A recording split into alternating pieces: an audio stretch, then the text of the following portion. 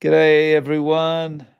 Thank you very much for joining us. Very much appreciate you signing on this Friday evening, Friday morning, Thursday evening, wherever you happen to be.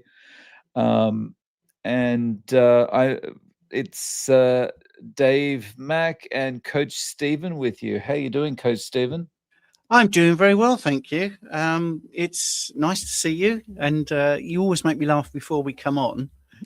Reminiscing about eating bran flakes and fruit and Yeah. fiber, we called it. Oh, wow. Yeah, so just to talk about that little story that I was sharing before we came on, when I was in my early 20s, I worked overseas for about 3.5 years. And I decided two things when I came back to Australia after those 3.5 years. And one was you're going to save money, and two was you're going to get healthy because my diet had been alcohol pretty much while I was overseas. And so my healthy breakfast was sultana bran or raisin bran, if people know that, a glass of orange juice, toast with Vegemite, and what was the other thing? A banana. Mm. Yeah. So needless to say, I didn't get healthy. Yeah. Yeah. We've got Sweden in. How you doing? Ricard, nice to see you. Okay. And Nudia, how you doing? Yeah, it's great Urea, to see yeah. you here. Mm. Yeah. So as you come in, guys, please say hello. Let us know where you're coming in from. So have you had any big projects on this week, Coach Seven? Well, I was on Judy Cho's show, and that's been released. I Cool. did a thing with Sean Baker yesterday. That'll be released next week. Written a couple of Substacks. One that I found quite frustrating was the BBC. Apparently, I don't watch the BBC anymore, but many people told me that there's like a spring watch and a bird watch program and a nature program, and that one of these programs was saying that we shouldn't be feeding birds. So it's terrible to put your bird feeders out. It's really not good for them. It's not natural and all this sort of stuff. And although it's not natural thing is sort of true, neither is monocropping, neither is putting loads of plants under plastic, neither is ripping up habitats to grow these plants and the veg and all that sort of stuff and ruining the birds' habitats. No mention of this. No, Right. Your lovely old nan who loves feeding the birds. Yeah, she's the problem. And this is the constant theme that is, not making me very happy about where I live, because there's literally there's no joined up thinking. And they seem to be picking on just normal average people doing nice things for animals and dressing it up as a terrible thing. But I can assure you, birds are struggling more with the way that we now monocrop and the way we grow plants and the pesticides and the herbicides and getting rid of the insects and getting rid of the bushes and the hedgerows and all that sort of thing. Sorry to get all political as soon as we start, but so a Substack will come out next week looking at the fact that they are just it's another thing where a simple joy is being taken away, and it's deflecting from what they really should be talking about, which is how they are killing insects, for instance, and even good pollinators. It's frightening what the herbicides and the pesticides do. It's terrible. Yeah.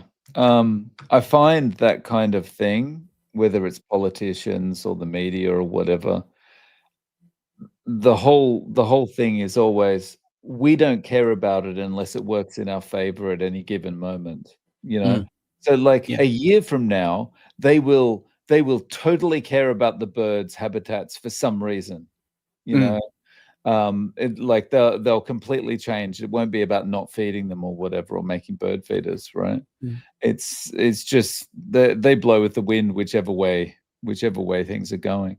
But Exactly. speaking of news, I this week's been one of those kind of weeks where I've not had much time to actually watch any videos, but I have seen a couple of videos talking about another one of these carnivores not being really carnivore anymore. So did you see Michaela Peterson is like made a video saying something like she's adding a little bit of carb into her diet, and now everyone's melting down because it's like, she's leaving too. Well, yeah, I mean, I look at it completely differently. She's a brilliant example of just how good carnivore can be, but how deeply injured some people are. It took her 8 years to get to the point where her body has healed enough for her to try some other food that isn't a ruminant animal. Well, to me, that's a shining example of why carnivore's good.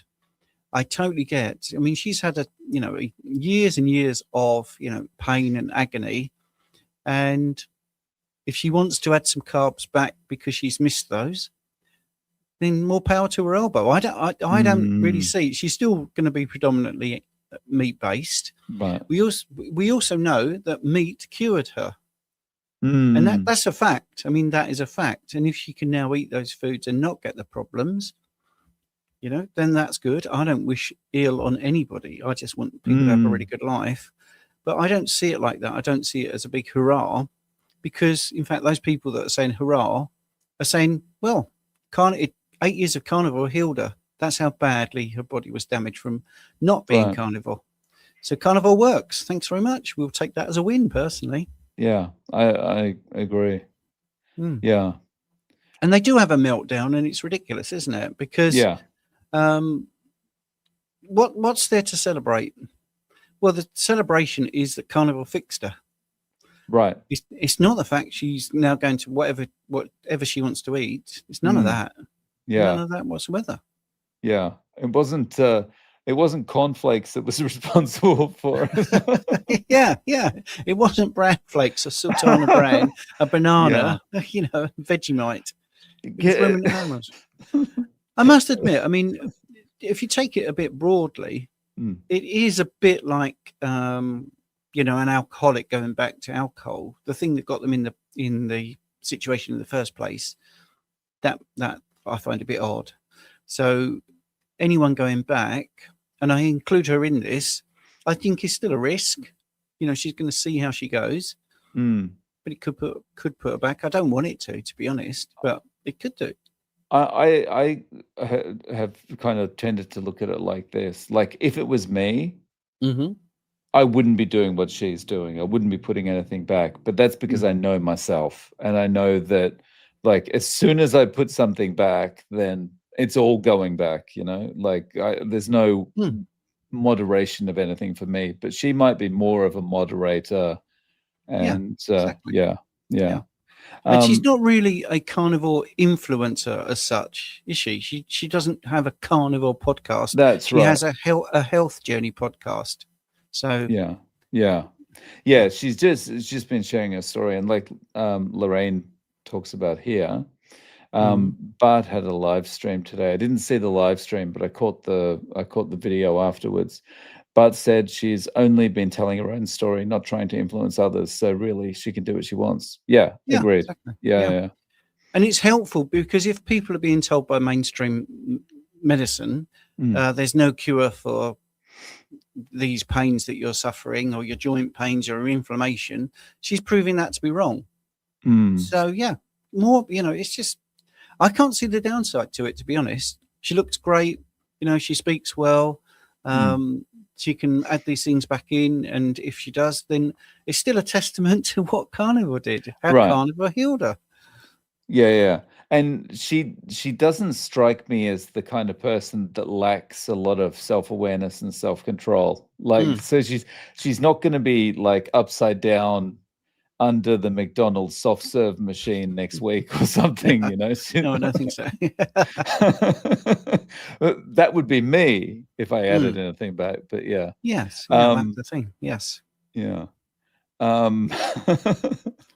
So, we got Francis in the house. How you doing? Bonjour. Thanks for joining us. Je m'appelle Stephen. And Aid is here. Thanks for joining, Aid. Superior metabolic health to you too. Yes. Yeah, a Yeah. lot of people from all over the world. Yes. Which reminds me of Tony Hancock, actually, because he was a comedian that was mainly on the radio, did a few bits on TV. And he had a radio. He was a radio ham one night. Just him. The whole half hour was just him. And he was on the radio to all these people around the world. He went, "I've got friends all over the world. None here, but all over the world." That's awesome. Yeah. I've got my fatty latte here. My fatty latte. Oh, nice. I've got my sparkling water.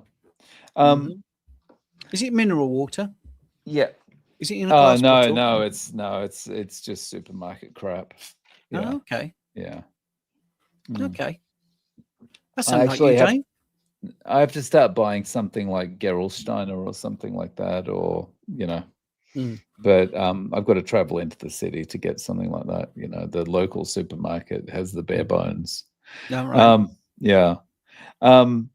So regarding mentioned Bart's live stream today. I don't know if you saw it, but he went over 11 things that if you hear carnivore influencers saying this, immediately kind of unsubscribe and say bye-bye to them or whatever. And I can't remember all, but one of the last ones was if people are talking about, how calories matter or something like that. And I was like, yes. I kind of zeroed in on that one because that's one of my pet peeves as well. It's the calories thing. Yeah, absolutely. Yeah, I think I suppose one would be adding carbs back in or justifying carbs. Oh, yeah, that was one of them. Yeah. That was one of them. Because that's a hot topic at the moment. Let me have a think of what else. And fiber. You need fiber. Fiber. LDL, I would imagine, would be in there. Yeah, lipids that was causing in heart there. disease, I would imagine. Vitamin C. But yes, vitamin C. Fiber. Oh, I think that's pretty much all of them, isn't it? Yeah. Anyway, there was 11. I can't remember. But yeah. But the calories one is just like, because I was just, it just, it's just one of those things that I feel like when you think about how a calorie is measured, yes, it's like how you can't take that and like replicate that in someone's body. So how it's measured, like a calorie is irrelevant, basically. Yeah. And if you take a liter of water and you heat it up by 1 degree centigrade and you measure the energy, that's what a calorie is. Yeah. It's taking a sample of food, putting it in a bomb calorimeter, combusting it until it's just, completely gone. Look at the temperature, and we work out that 1 liter of water going up 1 degree centigrade. So you could get a kettle, and I've done this, and you can boil up a kettle. You can weigh the water firsthand. Now, if it was a closed system, this would be perfect, but you can pretty much do it to get an approximation of what we're talking about. You boil that kettle up to boiling from room temperature. You're putting in about 80 calories. It doesn't weigh any different. And then you can leave it to cool, and you can take out 80 calories, and it doesn't weigh any different. So, it's a measure of heat energy. That's it. It's really that simple. It's nothing to do with biochemistry. It's obviously. Yeah. The most frustrating thing when you're arguing with kind of a calories in, calories out proponent is like when you put a simple argument to them. You say, okay, so you're telling me that 100 calories of lettuce versus 100 calories of steak versus 100 calories of chocolate all act the same way in your body. Exactly. And then they go, oh no, well, I don't mean that. That's a silly comparison. And it's like, well, you can't have it both ways. You're moving the goalposts to win the argument now. Yeah, it's crazy. Yeah. So sorry, that calories gets me really head up. I can tell. Yeah. So we've got a couple of questions. The first one is from Tanya, Urgent Tanya. advice. I previously said on 2.5 Monjaro and Carnivore, did 64-hour fast, blood sugar down to 3.1 UK, have struggled to get above 3.2 to 3.8 unless I eat an apple or potato. Should I stop the jab? Yes. Well, right. Okay. Based on that information, this is not medical advice. This is just factual advice.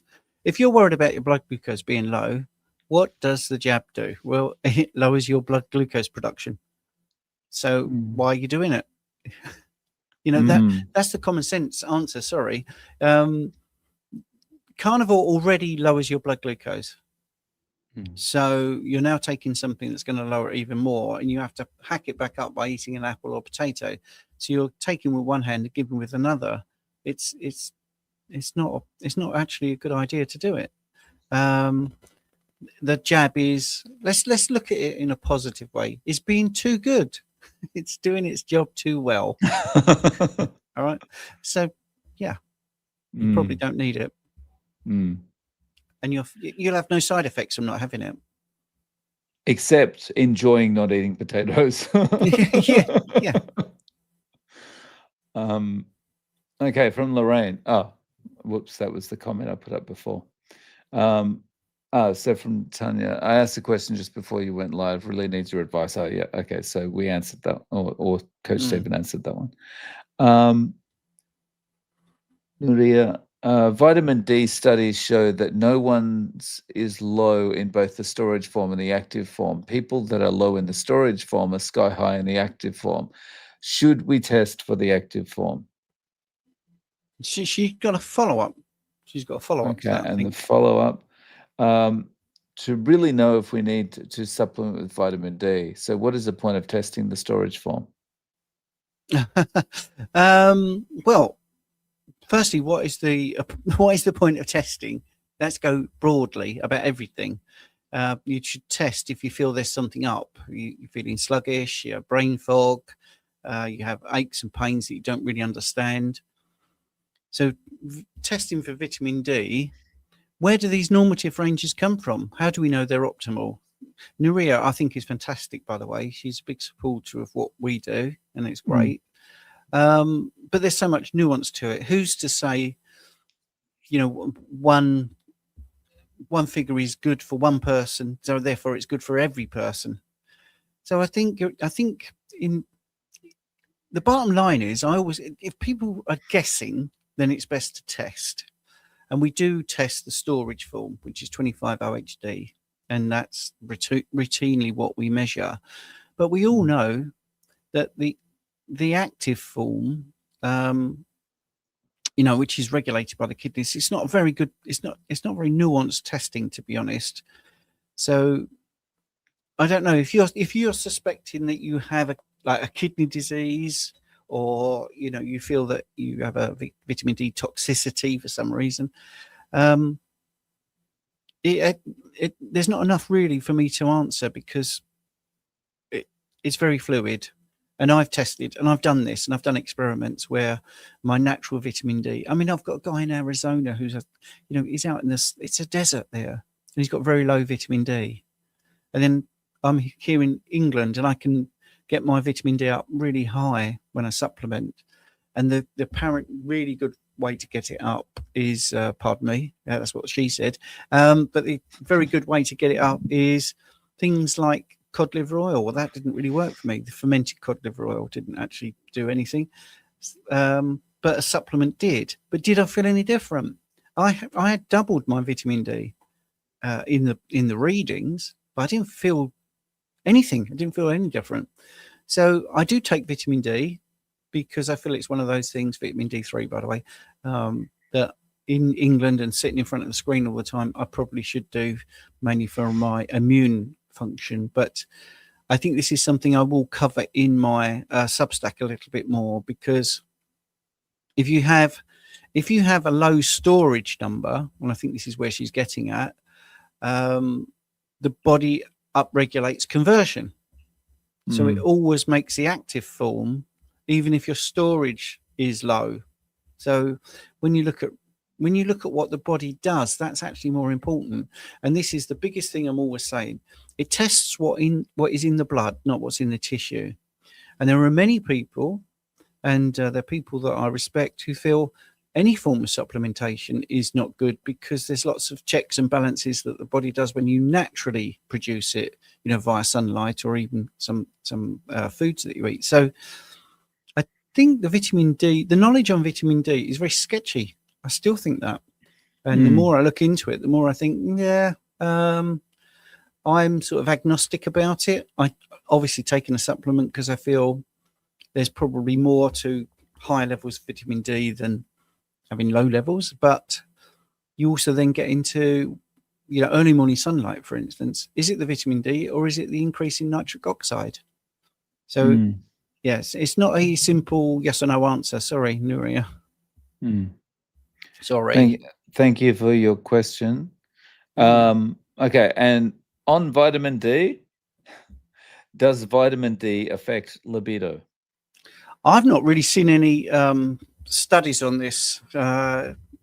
Obviously, this is coming from a place where it's normally associated with immune function, isn't it?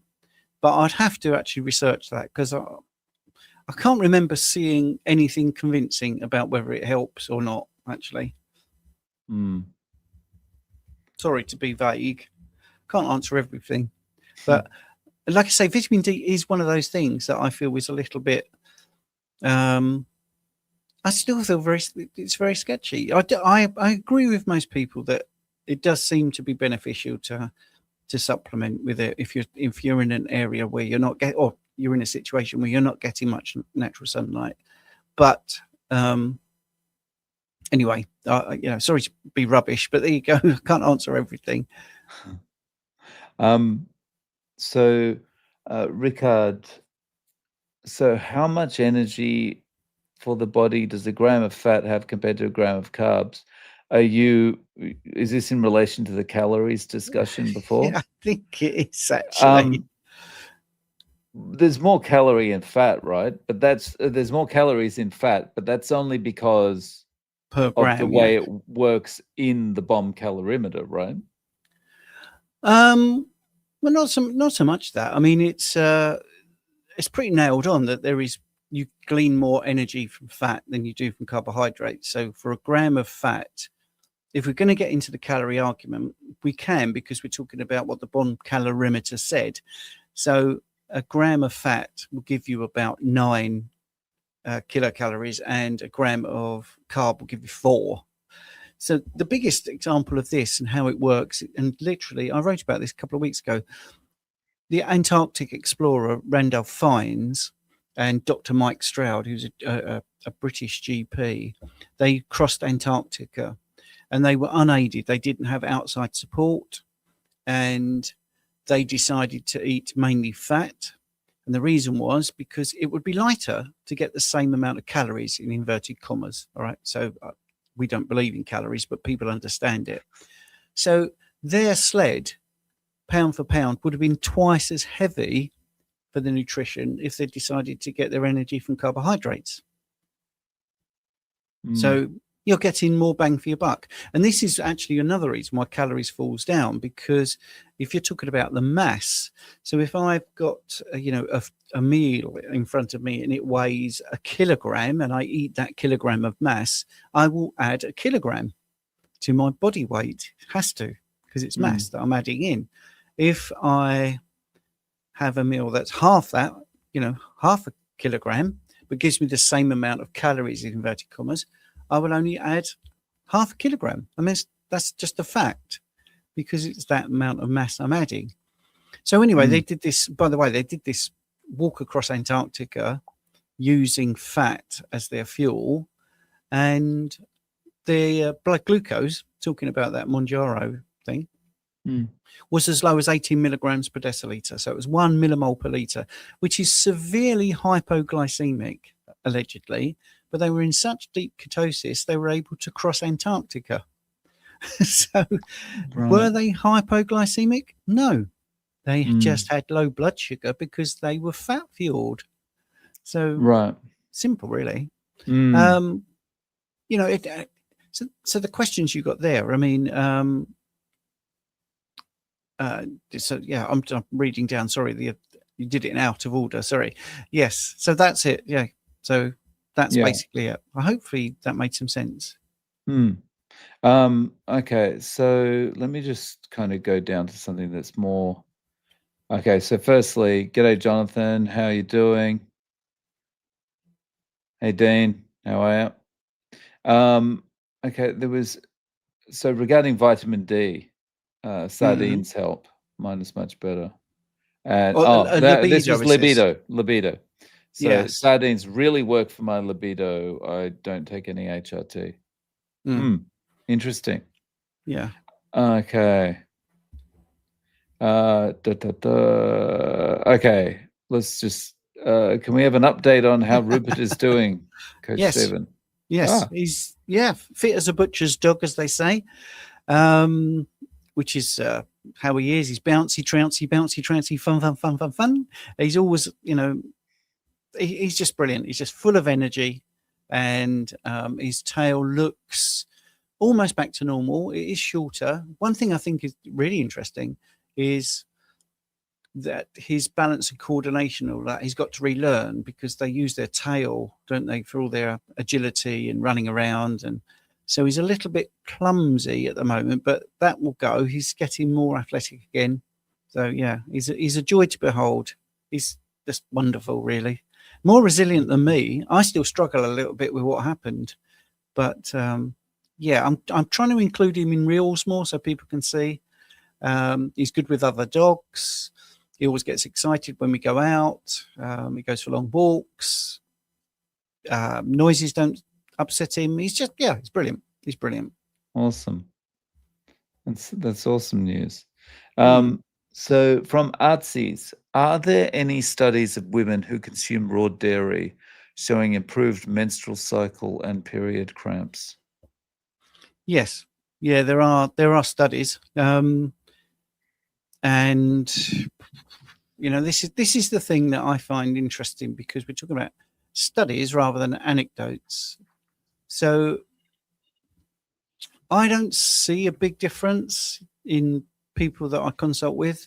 Some try it and it doesn't work, and some try it and they think it's better. So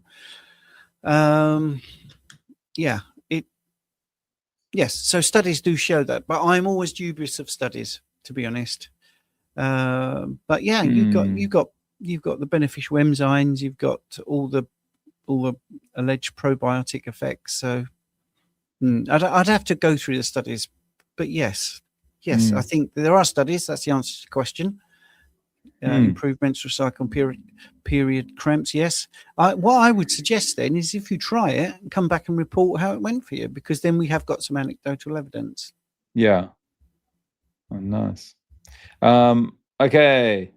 What's your opinion on the company Zoe Gut Health Nutrition? Are these a UK company? I think they started in the UK. Yeah. Right. Can I be polite, or should I just say what I think? Right. I'm not a fan at all, to be honest. I think they're very misguided. I think they still promote a lot of fiber. The gut health thing is, in this country with testing, is diabolical. We don't know enough about the gut microbiome to be able to make these confident assertions of what is good and bad bacteria. And don't forget, a lot of bacteria feed off the other bacteria. So there's this great belief that you have to continually feed them. That's not true. Once you've established your gut microbiome, it tends to be self-supporting. If we eat meat, we have animal products, we are giving that gut microbiome what it needs to eat, because they are the prebiotics. The food we eat is the prebiotics. So that would be my first thing. Sorry, I was a little bit sidetracked with Dave getting on the phone. He's probably got a call from Zoe, gut health nutrition people. You can't talk about this. But I had my gut microbiome tested, and I think I mentioned this before. And my good bacteria, good in inverted commas, was apparently ideal, and my bad bacteria was apparently ideal, because there was none. And then, so I got the top score for my good bacteria and top score for my bad bacteria. And then my diet was marked 0 out of 5. So where's the joined up thinking? They can't even do joined up thinking. This is what happened yesterday in the interview with Sean Baker. I used the analogy that, he's got world records for rowing. Well, I can't say that his technique is 0 out of 5 because demonstrably it isn't 0 out of 5 because he's got world records. So how could my gut microbiome, and Zoe does the same sort of algorithm as the lab I used, say that I've got the ideal advanced gut testing results, but my diet is the worst it could be? Doesn't make any sense. And that's the problem. There is no joined up thinking. People don't know enough about it. And even those that say they're experts, the good experts, in inverted commas, about the gut microbiome, admit it's in its infancy. There's more we don't know than we do know. So, I think Mary Ruddock comes to mind. A lot of people promote her as the person when it comes to the gut microbiome. But their claims to optimize gut health, how do they know? How do they know how that is possible? How do they know that's effective? Because we just don't know enough. I bet you there's a lot of money in that, though. Oh yeah, absolutely. which is why they're busy optimizing everyone. But it's right. How do they know? But they don't. Yeah, they absolutely don't. Yeah. Okay, we've got a question from Aid. Genuine question. In the last 3 months, I have made oxtail stew 3 times, water plus oxtail plus pot plus heat. Each time afterwards, I got a left rotator cuff pain inflammation. Strict carnivore for 3 years. So the question is, in each time, right? Oh, so I suppose the question is, could it be the oxtail that is promoting the pain? I suppose. Yeah, that is possible, I suppose, when you look at it, because you've got in oxtail, you've got collagen, you've got certain fats, haven't you? It could potentially create some inflammation if you are susceptible, or there's something in the oxtail that you don't do well with. So water oxtail. Yeah. I'm trying to think if. Well, so it's just in a pot, isn't it? I mean, did you put any seasoning in? Did you put pepper in? Yeah, it's a bit vague as a question, but yes, it's possible. It is absolutely possible that there could be something, or need to know a bit more, really. Do you get the pain at any other time? If you only get the pain and you only consume oxtail stew, and there's no other confounders, no coffee, no other electrolytes, nothing else, then maybe we could say it is the oxtail, but I still wouldn't know what particular thing is in there that's causing that problem. Yeah. It's interesting. It's a good question. Thanks for your question, Ed. Yeah, it is great, isn't it? G'day, Joff. How you doing? Good to see you. G'day, Rick. Okay, we got a question from Prunell. On carnivore, the level of glycogen in the liver becomes very low. Is it bad long term? No. That was a quick answer. How do you know it becomes really low? I mean, how do we know that? That's the thing. Again, it's the same sort of thing. What's the ideal level of glycogen? What is the ideal? How do we know what the ideal is? Have carnivores been studied? No, they haven't. So, I think that's one of the things about this sort of question is, firstly, do we really know that? And secondly, is it a bad thing? Well, how do we know? Maybe traveling light is good. I would say the level of glycogen in the liver is the level that is appropriate, to be absolutely honest with you, to be really blunt.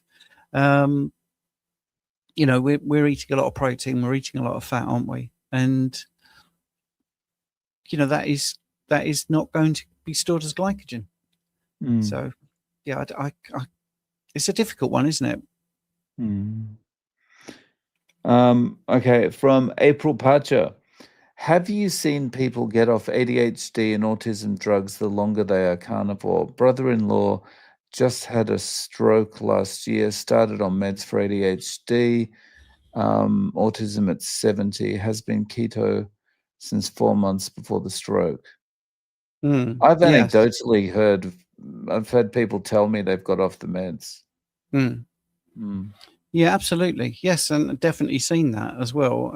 There's a lot of pushback from mainstream medicine about this because it's doing them out of money. But and I did do rehab with a stroke victim who was a jiu-jitsu sort of instructor and then had a stroke and was wheelchair bound, and he's back now instructing. So you can see remarkable differences in people's lives, eating the right way, and also some movement rehab on that particular situation. But yeah, there is anecdotal evidence, definitely.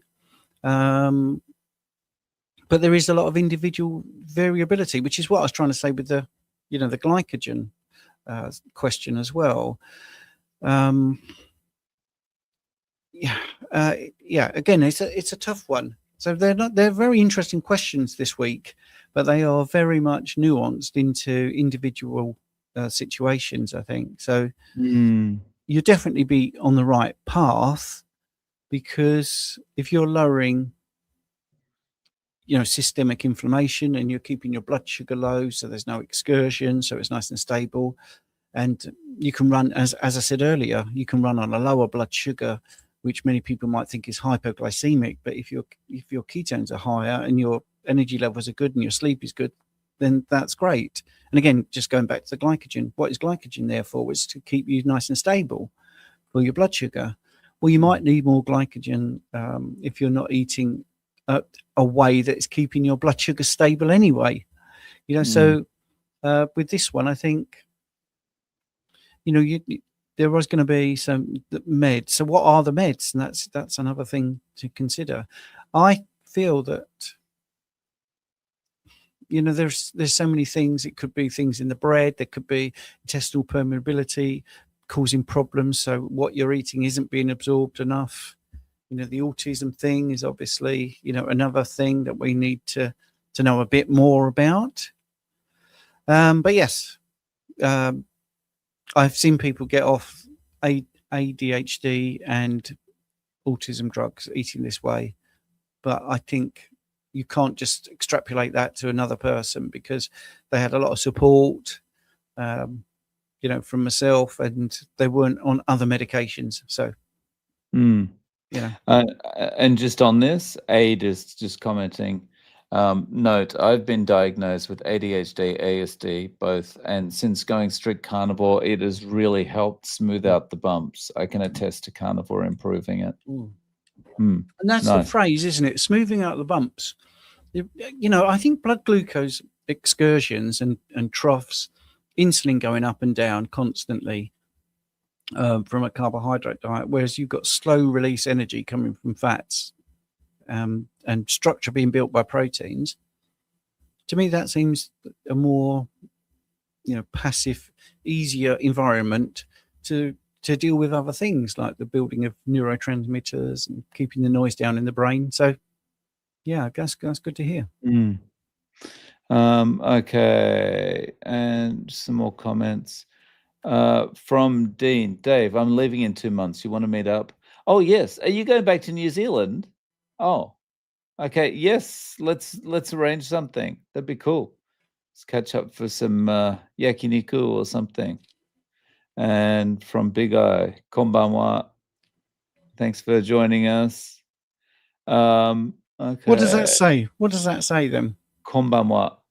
What does that Good mean? evening. Good evening. Oh, right. Okay. So you can read Japanese? Some. Badly. Yeah. Yeah. I could, like hiragana, like that is easy because that's a phonetic. There's 3 writings, 4 if you include the English one. Katakana and hiragana are like phonetic, like like you were writing English, so it's easy. But it's when you get to the Chinese characters that's where it's difficult. Okay. And you have one Chinese character that's pronounced, 100 billion different ways, and it really messes you up. All So, right. yeah. Konnichiwa, is that what is that Yeah, Japanese? that's good morning. Yeah, and isn't that only used when you're on the good phone? afternoon. And when you're on the phone, is it mushy mushy or something? Yeah, moshi moshi. Yeah. Mm. That's only used on the phone. Is that correct? Yeah. Yeah. Yeah. I haven't heard it used anywhere else. Yeah. Yeah. Yeah. Unless someone's pointing at an insect and they're saying, "Oh, mushy, mushy," because mushy is insect as well. Oh, is it really? Yeah. Strange, isn't Yeah. it? That you use it as a greeting and it's also an insect. I think there's a slight vowel difference in there, but yeah, it's one of those things that's good to kind of joke about. Oh, okay. So Dean's going back for his son's schooling for 5 years. Oh, okay. Yeah, let's definitely catch up. Mm. Yeah. The Osaka carnivore community is very small, so you got to take the meetups when they come. Yeah. Okay. We haven't. There's no more questions there at the moment. If you've got any That's okay. questions or anything you'd like us to discuss, please pop it in the chat. So, Coach Stephen, we were talking about how, like, every day we're kind of we're focused on something to do with carnivore, whether it's videos or your coaching or something like that. What have you got? What have you got on over the weekend? Right. I'll tell you, actually, I couldn't tell you off the top of my head. I am finishing a Substack. I've got it right ready to go, which is all about ketosis, and the other one about the bird feeding. So a little bit of research. So what is it? Friday today. I have got. Oh, hang on a minute. Bear with me. I have got a couple of consults to do and a rehab client to do, like a personal training movement rehab. Setting up live streams for tomorrow, and then Saturday I've got Liz. I think we're going to do a live stream, which is the black box warning girl, who is many people said I should get on because they've seen her with you and she's very funny and very knowledgeable. So I think that's really good. And then Sunday, thank you for asking, I have, I have a consultation. And then at 5 p.m. in UK, I'm doing a live stream with Lee Copus. And then I'm in my own group at 6 o'clock. I might do a live stream itself. Oh, yeah, I'm doing an experiment because the live stream I've been doing since May 2020 at 7 p.m. Many people are saying, well, there's so many people doing it at that time. Even though I think I was the first person there, I'm quite happy to try a different time. And to be honest, I don't mind doing that because if we do a different time, so Lee, like you say, somebody just said Kent Carnivore is excellent. If we do like 5 o'clock or 7 o'clock, it doesn't seem to matter that much because so many people watch it afterwards. So we did our live. I don't know how many we've got on now. Maybe it's, 130 people watching live. Yeah, 130, yeah. Yeah. Well, I'll get at least 2,000-3,000 views over the next 24 hours. So I don't think the actual being live at that time is that important. Obviously, I don't want to upset anybody because if they've been listening for 5 years at 7, the equivalent of, 7 o'clock, wherever they are, 7 o'clock p.m. UK time. But you can't please everybody. And I think also I didn't like the going against the circadian rhythms. I'm beginning to feel like I shouldn't be on the screen at 9 o'clock at night finishing up, because it seems to go against everything I'm coaching. It does seem to be that sort of thing. So Sunday's quite a busy day. So a 6 in my group, then 7 o'clock. And then I think with the 7 o'clock people, I might actually just say, I don't want to leave you in the lurch, but we're going to be doing it from 5. But of course you can always catch up later. So we just got a super chat come through from Jonathan. CK was 1,003 from my bangs, no increase since. Do you know what that means, Coach? I don't know. They're doing he's actually put, they're doing a brain, heart, kidney scan soonish. Any thoughts or suggestions? I don't know what he means by bangs as such, actually. Let me just read that again. Sorry. I think it's in the context of some other things. So the CK is the creatine kinase. From my bangs, from my bangs. Oh, right. Okay. What's he talking about? Probably his muscle development, I would imagine. I don't know. Yeah. So it's, I mean, that is elevated. No increase in. So then his next question says something like, they're doing a brain, heart, kidney scan soonish. Any thoughts or suggestions? Well, I mean, if they're doing that because of the CK level being elevated, I mean, yes, intense exercise is going to increase it, Jonathan, as you know. Yeah, I think because I'm not up with the terminology, it's probably down to muscle growth that he's talking about, or the fact that you haven't had a huge increase, but the CK's gone up.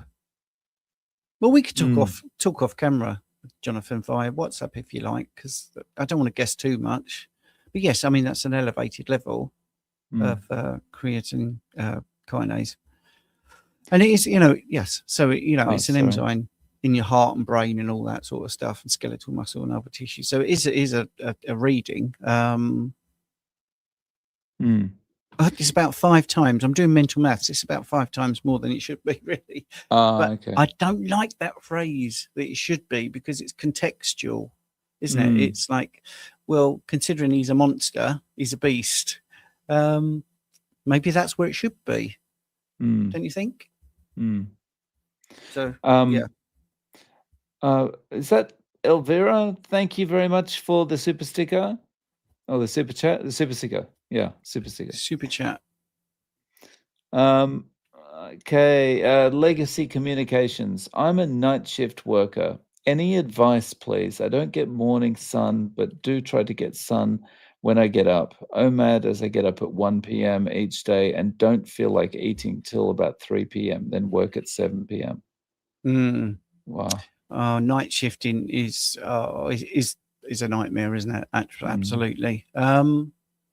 So the advice is, I'm assuming, on the back of vitamin D. Any advice, please? I don't get morning sun, so I'm assuming about the sunlight. Well, firstly, if you're doing a night shift, you've probably got quite a consistent schedule. I'm just looking at that, because most people, they have a regular thing, so that's quite good. I would just grab as much natural light as you can. Obviously, you're sleeping during the day, which is a problem. If you don't want to eat until 3 p.m., which is when most people do feel like eating, that's quite interesting as well. Just make sure that it is nutritious before you go off at 7 p.m. Hydration would be really key as well, because you're not getting the melatonin. I mean, it is science. All of this stuff is backed by science. So when light enters your eye, it hits the rods and the cones and the optic nerve. When it's light, natural light in particular, but also non-native blue light, it will send an inhibitory signal along the optic nerve, and then that will go down the grey lateral horn in your spine off to the superior ganglion that then sends norepinephrine up to the pineal gland, and it tells the brain basically to stop making melatonin because it's light. So it is science, all right? So we're not talking about anything sort of woo-woo. So you're not getting that, and also when it's dark, you're not getting it because you're working. So when it's dark outside, where we would get the signal if we weren't night shift workers, loads of melatonin needs to be produced because the optic nerve this time will send a excitatory signal to make sure that melatonin is produced. It's the same system, by the way, but just, excitatory, telling us that we need to sleep. So yours are just literally flipped 180 degrees. So you do need to get some natural light. So just grab as much natural light as possible. Make sure that you eat enough to see you through. Get your hydration where it should be. So you're hydrating for nighttime as if it was daytime activity. So therefore, when you do sleep, you want to make sure that your nutrition and your hydration status doesn't make you wake during the day. So just basically try to time it so you're not getting up during your daytime sleep. Napping, by the way, which many people feel is a sign of weakness, certainly if you're night shifting, no problem with having a nap if you need a nap. Not at work if you're a security guard. But do as much as you can to mitigate the problems of this. Is your phone going, Dave, by the way? Yes. Yeah, all right. To mitigate the problems of the light exposure. So yeah, don't worry too much about the fact you're eating at 3. I think if that's when your body is saying you're hungry, you get up at 1, 2 hours later, you're going to eat. Yeah, it's good. That sounds really good to me. Get some natural light into you if you can. Yeah. Okay. So from Mr. Beaumont, if the Randle cycle contraindicates consumption of fat and carbs at the same time, is this not an argument for skimmed instead of full fat milk? But then you get all the other crap in the skimmed milk, right? Well, if you go to the nub of what Mr. Beaumont is saying, what is the Randle cycle? Well, the Randle cycle is the management of substrate and what the body doesn't decide what the substrate availability is, and therefore how it's going to be partitioned. So that's probably a better way. And we often talk about the cross inhibition of fats or carbohydrates, but it's not a switch. It's not like, oh, now it's all carbs, now it's all fats. It's more sort of like a mixer, like a DJ would have a mixing desk. Oh, we've got plenty of fats, we're going to use that. And there is a certain level of inertia. And it only comes into play really when the substrate or the supply of nutrients has reached the optimal level. And that's when anything else from the outside coming in is stopped, which many people call wrongly insulin resistance. Whereas I'm actually trying to write a thing about this where it's more cell protection or nutrition management. So to get to your answer, is this an argument for skim milk instead of full fat milk? I know what you're saying, because milk is one of those few foods which has protein, fats, and carbs. So I would say if the rest of your nutrition is bountiful, you might be pushing the Randle cycle with full fat milk. You may be, but I don't think it's an argument for skim milk, not at all. I understand where you're going with the question, but I just think if you're looking at your nutrition overall, you might be able to include full fat milk, but you are also introducing carbs with milk, aren't you? That's the problem with the lactose. So I think the very vehicle you're picking is bad, full stop, because you will be having fats and protein from meat. And then if you're having skim milk, you're adding carbs anyway. So I think it's a sort of very nuanced question. We're having a lot of nuanced questions today, which I quite like because it's making me think. But it's interesting. It's a nice question. I think if you're consuming pints and pints of it, then I would say you've got something in your theory there. But I would actually say if you're eliciting the Randle cycle, you're probably oversupplying your body with nutrients in the first place anyway. So something's got to give. So adding milk to it, whether it's skimmed or full fat, is going to be a problem. I'm not a fan of dairy anyway. So I apologize, but I'm getting a million phone calls. So we're going to have to call the live stream now. Thank you very much to everyone for joining us. And we'll be back with you next week. Really appreciate you coming in and your super chats and your questions. And yeah, thank you very much. Yes, it does. Yeah, thank you very much. It was a little bit, I was worried about you, Dave, to be honest. So if I've been a little bit pausey and stoppy, it's because I was worried about the fact you're getting millions of phone calls. So yeah, thank you for tuning in, everyone. Cheers, guys.